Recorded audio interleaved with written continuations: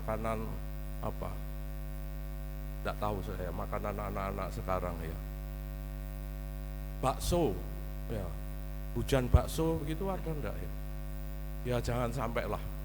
Kalau ada makanan dari udara itu berarti ada bencana. Ya, tentu kemudian di-drop, didistribusikan melalui udara yang paling cepat, paling dapat akurat di tempat-tempat bencana. Ya di Madiun semoga tidak, tapi di tempat saya itu kan ya plus air ya, sejak dulu kala sebelum rame-ramenya kalau di viral-viralkan ya sejak dulu tempat saya Bojonegoro itu banjir.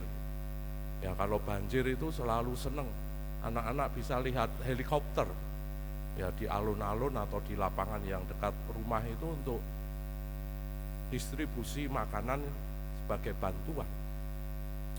Saudara-saudari yang terkasih, kita mendengarkan tadi dalam bacaan pertama bagaimana bangsa Israel itu ketika di padang gurun ya oleh Musa yang mereka bersungut-sungut karena katanya lebih enak di Mesir ya, mereka kekurangan bersungut-sungut.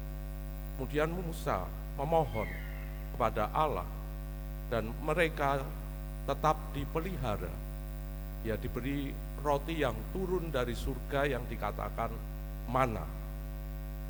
Tentu ini juga karena situasi, dan roti ini sungguh-sungguh bagi bangsa Israel menjadi cerita yang terus-menerus dilanjutkan dari generasi ke generasi, bagaimana Allah itu membebaskan mereka, Allah memelihara, dan Allah terus menjaga.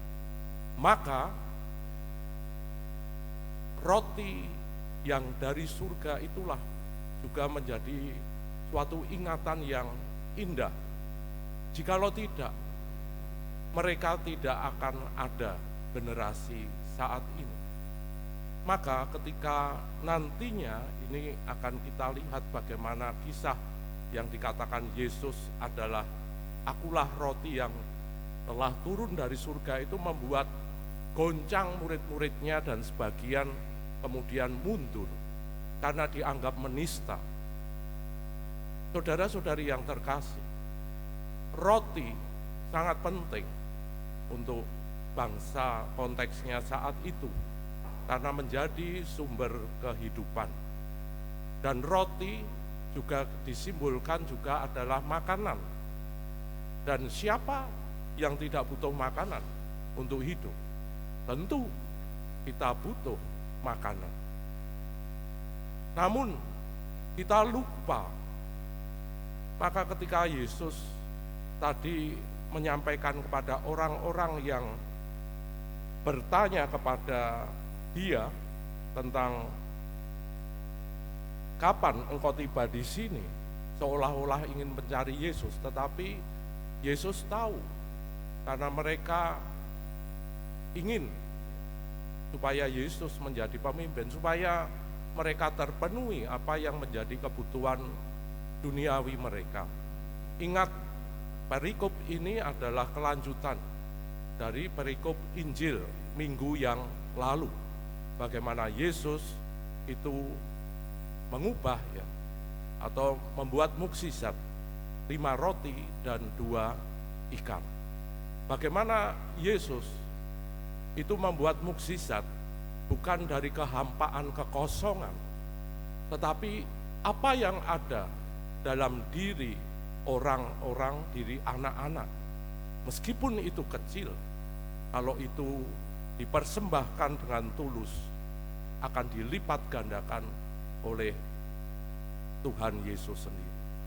Maka perikop yang kita dengarkan pada minggu ini itu mengingatkan kita sekalian ketika Yesus menyampaikan, akulah roti dari surga, roti kehidupan. Siapa saja yang datang kepadaku, ia tidak akan pernah lapar lagi. Dan siapa saja yang percaya kepadaku, ia tidak akan pernah haus lagi. Pengalaman haus, pengalaman lapar adalah pengalaman basic, pengalaman dasar kita semua. Apakah Anda bisa dengan nyaman hidup ketika kehausan? Wes goleki apa? Es teh, ono es teh. Romo ono es, ono ya wes lah. Melak. Lapar, ya, ndak bisa apa-apa. Ndredeg gak iso nyanyi, ya. Nek latihan kur nek sing bener kuwi kan mesti lapar terusan. Itu sungguh-sungguh menjadi pengalaman basic kita. Ndak ada orang yang merasa Superman, gak pernah haus dan gak pernah lapar. Namun diingatkan pula Mother Teresa, Ibu Teresa, Suster Teresa dari Kalkuta yang menyampaikan bahaya kelaparan di dunia ini bukan hanya soal bahaya kelaparan secara fisik. Apakah Tuhan menciptakan dunia ini beserta segala isinya itu kurang? Tidak. Namun karena manusia yang rakus, manusia yang menjadi serigala bagi sesamanya, sehingga kemudian apa yang diciptakan Tuhan semua baik adanya menjadi tidak baik. Orang menjadi tamak, mengeksploitasi sehabis-habisnya, banyak-banyak. Kalau bisa sikut sana, sikut sini, supaya aku tetap bisa hidup. Lupa, kemudian yang terjadi bukan budaya kehidupan, tetapi budaya kematian.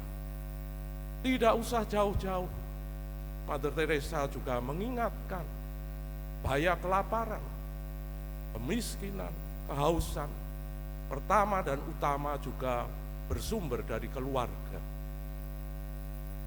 Kelaparan akan cinta kasih, kehausan akan cinta kasih. Kehausan kelaparan karena tidak diperhatikan, ingin diperhatikan. Kehausan kelaparan karena tidak diharapkan, tidak diinginkan. Saudara-saudari yang terkasih, ini jauh lebih mengerikan daripada kelaparan fisik. Dan tentu Tuhan Yesus menyampaikan, akulah roti kehidupan, bukan dimaksudkan seperti yang dia buat dengan mukjizat yang disampaikan Injil minggu yang lalu. 5 roti, 2 ekor ikan yang menjadi sangat cukup bahkan berlebih. Justru yang sangat mengancam kehidupan yang menjadi anugerah yang pertama dan utama yang mendasar, kehidupan karena kasih Tuhan, kehidupan karena supaya kita bisa mengalami kebahagiaan, kehidupan supaya kita bisa sejahtera dan juga menjadi selamat. Karena kelaparan akan cinta kasih, kehausan akan cinta kasih, orang kemudian malah menjadikan kehidupan kematian, berbalikan. Dan ini sungguh menjadi keprihatinan. Maka sebagai murid-murid Kristus, sejauh mana aku bisa mencerna apa yang disabdakan Tuhan Yesus? Apakah kita menolaknya atau menerimanya? Maka ketika kita merayakan Ekaristi, meskipun Yesus masih belum sampai kepada Ekaristi, tetapi Ekaristi mau menunjukkan juga pemeliharaan Tuhan bagi kita, supaya kita ini terpuaskan haus kelaparan akan cinta kasih, akan rasa diharapkan, dihargai, dimengerti, dihormati, diterima oleh sesama, khususnya mereka yang paling dekat dengan diriku. Dan bagaimana aku juga memperhatikan kelaparan, kehausan orang-orang yang paling dekat denganku. Semoga kita mau berbagi memecah diri kita, seperti Yesus yang memecahkan roti untuk dibagikan, untuk menjadi sumber kehidupan. Jiwa kita yang sungguh sangat haus, sangat lapar untuk dikasih, untuk dimengerti, untuk diterima, untuk dihormati. Maka mari kita memohon supaya kita juga menjadi ekaristi bagi saudara-saudari yang paling dekat dengan kita dan di mana kita bertempat tinggal dan bekerja.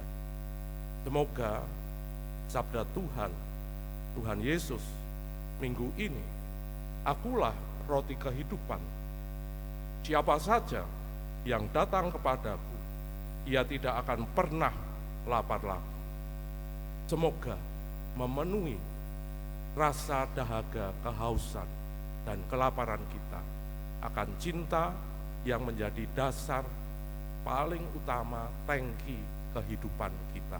Kalau tangkinya kosong, kita akan menjadi sungguh-sungguh jauh dari Tuhan. Bukan menjadi sakramen kehidupan, tetapi malah menjadi serigala-serigala bagi sesama kita. Amin.